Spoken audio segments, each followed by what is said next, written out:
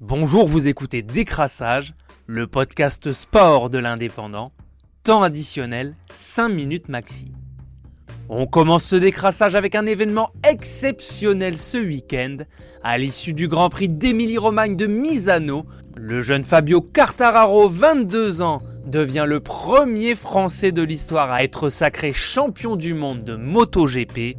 Il est couronné à 2 courses de la fin du championnat suite à une saison extraordinaire où il est monté 10 fois sur le podium et a pour l'instant remporté 5 Grands Prix.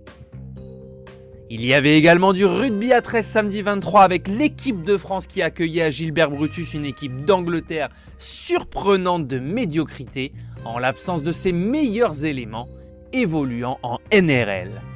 À 1 an de la Coupe du Monde pour ce premier match test, l'équipe de France à forte ossature perpignanaise et toulousaine s'est inclinée 30-10 à cause d'un retard à l'allumage qui a coûté cher aux 13 Français qui a concédé 4 essais dès les 20 premières minutes de jeu.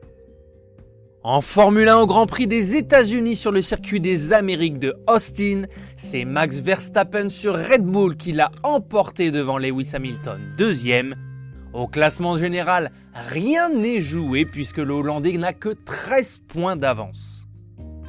Et on termine ce tour de l'actualité sportive du week-end avec le Classico OM-PSG de ce dimanche soir à l'Orange Vélodrome, qui s'est conclu par un bon vieux 0-0 des familles d'un dimanche soir de Ligue 1.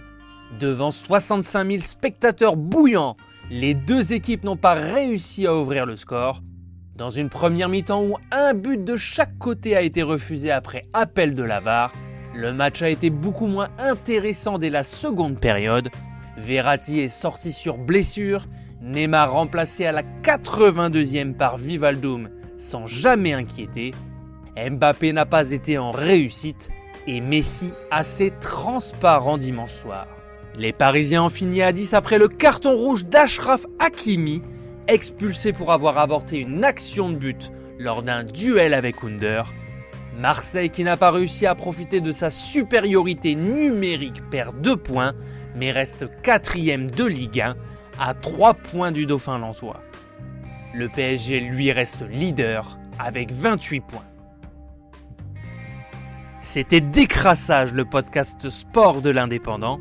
Rendez-vous lundi prochain pour un nouveau tour de l'actualité sportive du week-end. Bonne journée à tous.